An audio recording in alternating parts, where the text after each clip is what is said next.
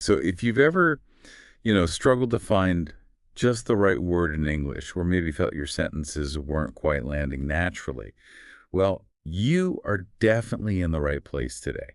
We're doing a deep dive into something really practical for anyone learning English. The most common mistakes people tend to make, and maybe more importantly, how we can actually fix them. We've basically pulled together a whole bunch of sources, articles, notes, research, all about refining English. Our mission to pull out the really key stuff. Think of it like a shortcut to sounding clearer, more confident. Yeah, exactly. And it's not just about memorizing a list of rules, is it? What's really useful, I think, is understanding why these mistakes happen. That's the key. Because that gives Yeah. you insights that, well, they don't just fix one little error, they help your English sound, much more natural overall. We want that deeper understanding. The why behind it all. Okay, let's dive in. Grammar first is foundational, right? Even advanced folks can slip up here. First one, much versus many. Oh, I remember trying to order much coffees once. The look I got. Definitely learned the hard way. Oh, yeah. Classic. Yeah. So our sources nail it down. Much for uncountable stuff, water, information, money, things you can't easily count. And many for countable things, friends, books, coffees, clearly. Right. So I have much friends. Nope. It's I have many friends. The tip from the sources is pretty good. Yeah. Can you put a number before it? Like 3 friends? If yes, use many. That number test is super helpful, yeah. Quick and easy. And speaking of small things making a big difference, what about that little S for he, she, it, present simple tense? Oh, It's yes. so easy to miss, but wow, it really affects how natural you sound. She work in a bank. It just sort of flags it, doesn't it? It's still It needs to be, she works in a bank. It's just one letter. But why? What's the big deal about that S? Well, it's not random. It's a core part of subject-verb agreement in English. Unlike some languages, maybe, English relies on this little marker to show who's doing the action clearly. It keeps things smooth. Okay, so it's a clarity thing. Yeah, exactly. And a good tip for catching it yourself, just say the sentence out loud, but slowly. You can often hear it, she work. Well, it just sounds a bit off. Hearing it helps. Okay. And question order? That's another one people often translate directly, right? Definitely. You hear you are coming quite a lot. Yeah. But English usually flips it for questions. It's that verb plus subject structure after question words or auxiliaries. So are you coming? Are you coming is the natural way. The sources suggest, daily practice. Just keep asking simple questions until that order feels automatic, building muscle memory. Muscle memory for grammar. I like it. Yeah. Okay, now let's get into something a bit trickier. Too much, too many, and very. You hear things like, this coffee is too much hot, which should be. This coffee is very hot. Right, so what's the real difference in meaning there? It's crucial. Very just makes something stronger, very hot, very tired, simple intensity. Mm-hmm. But too implies a problem. It means more than you need or more than is good. It's negative. Ah, okay. Problematic excess. Exactly. So, too much sugar. Uncountable. Problem. Too many people countable. Problem. But just very hot or very tired when it's an adjective. Intensity versus problem. That's a really clear way to put it. Intensity versus problem. Love that. And another thing, prepositions. Tiny words, big impact. People often drop them, like, I arrived the airport needs to be. I arrived at the airport. Right. Or I'm good English. Should be, I'm good at English. Mm-hmm. Or I'm interested in music, not just interested music. Yeah. The sources had a great tip for this. Learn phrases as chunks. Don't just learn arrive. Learn arrive at the airport. Got it. Good at something. interested in something. They stick better that way, in context. Okay, grammar foundations covered. Now let's shift to word choice, vocabulary. Yeah. Because, the wrong word can totally change what you mean. Mm. Let's start with fun versus funny. This trips people up all the time. Oh, definitely. It's all about the feeling it creates. Fun means enjoyable. Like the party was fun, you had a good time. Right. Funny means it makes you laugh. Ha ha, funny. So if you say, the movie was very fun, well, it's sometimes okay casually, but it's much clearer to say, the movie was very funny if it made you laugh. And if you just enjoyed it. Then it was fun is perfect. Small difference, big clarity impact. Clarity, yeah. Okay. Now, something I notice. People trying to sound more advanced Yeah. sometimes lean really heavily on very, like very big, very small, very interesting. It's not wrong, but it can get a bit flat. It can, yeah. It's a good point. To sound a bit more advanced, maybe more vivid, try stronger words. Instead of very big, maybe huge or enormous, massive. Right. Instead of very small, tiny, minuscule. Yeah. It just adds richness, more precise. That's a great way to elevate your language. Okay, another tricky pair, do and make. I hear I did a mistake so often, but it should be. I made a mistake, always. Is there a general rule or feeling to help remember? Well, there are lots of fixed phrases, collocations, but a helpful general idea is make is often about creating, producing something. Like you make a cake, make a decision, make a noise. You're causing a result. Creating something. Okay. Whereas do is more about actions, tasks, work. You do homework, do chores, do business, performing an activity. Make for creation, do for action. That's helpful. It's a guideline, but a useful one. Good. Okay, building on that, say versus tell. What's the key difference here? Right. You might hear, he said me he was tired.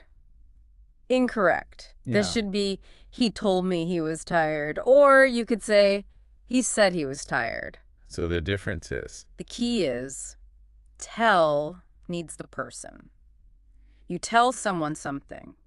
Always mention the listener. Got it. With say, you don't have to mention the person. You just say something. So you tell me a story, but you say you're leaving. Exactly. That tell someone rule usually clears it up. Okay. And one last one for this section. Ah. Actually, this one's often a translation issue, right? Huge one. Yeah. Yeah. In some languages, it means currently or now, So people say, I'm actually studying in London. when they just mean I'm currently studying in London or I'm studying in London now. Because actually in English means, It means in fact or really, often used for surprises or corrections, like I thought I wouldn't like sushi, but I actually love it. okay. So using it wrong can be confusing. Yeah, it changes the nuance completely, makes it sound like the studying is unexpected or something. Right. Okay. Grammar, words. Uh, What about the sounds? Pronunciation. So important for being understood. Let's tackle live versus leave. yeah. What's the key sound difference? It's all in the vowel. Live, that short S sound, like in sit, L-I-V. Lies. Yeah, and leave, that long E sound, like in C, L-E-E-V. Leave. Exactly. Short I, long E. Recording yourself is a great tip here. Listen back, you'll hear it. Good idea. Okay, now for a pair that can cause awkwardness. Yeah. Beach versus bitch. Oh, boy. Yes, this highlights why vowel length is critical. Right. Beach, long A sound again, like see, leave. Beach. Short. Long sound. Yes, and bitch, short S sound, like sit, live, B-H. Short sound. Making that beach vowel long and clear, that's really important for avoiding embarrassment. Understatement. Okay. Okay, one more common pronunciation pair. Three versus tree. The infamous the sound. Yeah.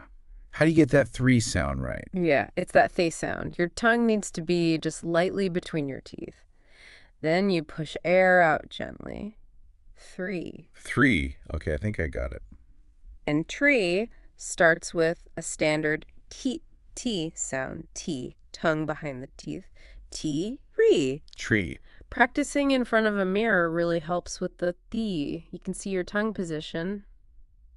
Builds that muscle memory again. All right, so now let's maybe shift gears a little. Talk about some more subtle mistakes, things that can linger even when your English is pretty good. These are the deeper habits. Yeah, the really ingrained ones. Okay, like, I am agree. I hear this constantly. All the time. Should just be. I agree. Simple as that. Why? Because agree is a verb. Just like I walk, I think, I eat. You don't say I am walk. Right. So you don't need the M. Agree does the work itself. I agree with you. Got it. Verb on its own. Okay. Mm-hmm. And related to structure. Forgetting the subject. Like, is raining today? Yes. Big one. English needs that subject. Always. Even when it feels a bit empty. Exactly. So it has to be, it is raining today, or it is cold. It seems strange that it acts as a placeholder subject. Like the conductor of the sentence, even if it's just standing there. Huh. That's a good way to put it. The sentence needs it to feel complete for a native speaker. Okay. Next up, since versus for. Another classic point of confusion, like, I've lived here since 3 years. That's wrong, right?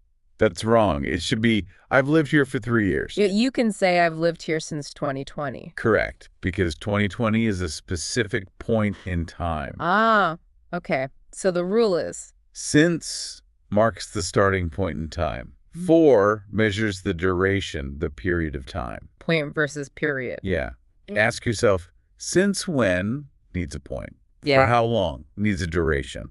That usually helps sort it out. That's a great mental check. Okay, what about wrong plurals for uncountable nouns, like informations? Or advices, furnitures. Yeah, you hear those. Why are they wrong? English treats these words, information, advice, furniture, as a mass, like water or sand. You can't count individual informations. Right. They always stay singular, no S. If you want to quantify them, you use phrases like some advice or a piece of furniture or a bit of information. So they're treated like a collective block of stuff. Pretty much, yeah. That's the concept. Okay. And speaking of plurals, people is versus people are. Oh, definitely people are. Always. Even though people doesn't end in cess. Right. It's inherently plural, like children or police. So people are happy, not people is happy. Just one to memorize. People are. Got it. People are. Okay, how about overusing because? Ah, the because train. Yeah. I didn't come because I was tired, because it was late, because. It sounds a bit basic. It can, yeah. It makes sentences clunky. Variety is key here for sounding more fluent. So instead of just because. Try other connectors, since I was tired, or as it was late, or maybe due to the fact that learning connectors like since, as, although, however, it really enriches your sentences, makes them flow better. Add sophistication. Good tip. Right, nearly there.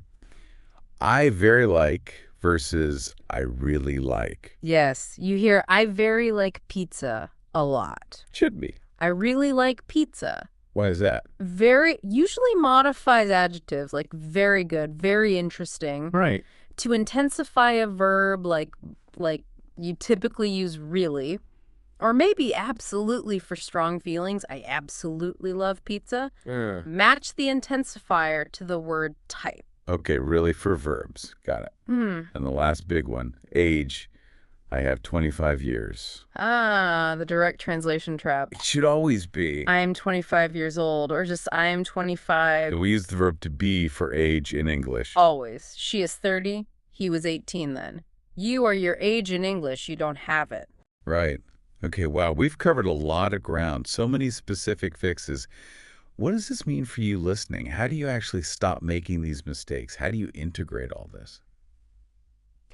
Well, the sources gave some really practical tips. First, maybe speak a bit slower initially. Focus on getting it right, not just speaking fast. Bureaucracy over speed, definitely. Second, Repeat common phrases every day, like I'm looking forward to or have you ever. Make them automatic. Hmm. Third, record yourself. Seriously, you'll hear things you never notice. It can be revealing. Fourth, learn words with context. Not just arrive, but arrive at the airport. Those chunks we talked about. Mhm. Fifth, read aloud. Helps with pronunciation and sentence rhythm. Yeah, the flow of English. And finally, watch real English. Films, shows, podcasts like this one. Actively notice how native speakers talk. Active listening, yeah, it's not passive. And this brings us to the mindset piece, which is just so important. Totally. Making mistakes, it's normal. It means you're learning, you're stretching yourself. Focus on progress, not perfection. That idea of perfection can be paralyzing. So true. English is about connection, fundamentally, not about passing a grammar test every time you speak. Right. So please don't be afraid. Speak, practice, make mistakes, try again. Every time you notice something and correct it, you're getting closer. It's part of the process. Absolutely. So we went through quite a range today, didn't we? From basic grammar like much and many and that little ease, to vocabulary nuances like fun versus funny, do versus make, Pronunciation pairs like live and leave. and those deeper things like I am agree or remembering the subject. It's quite a list. It is.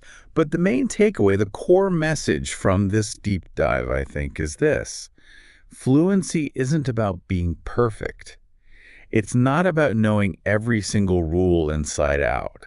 It's about using English comfortably, confidently, and clearly enough to connect with people. That's the real goal. Communication.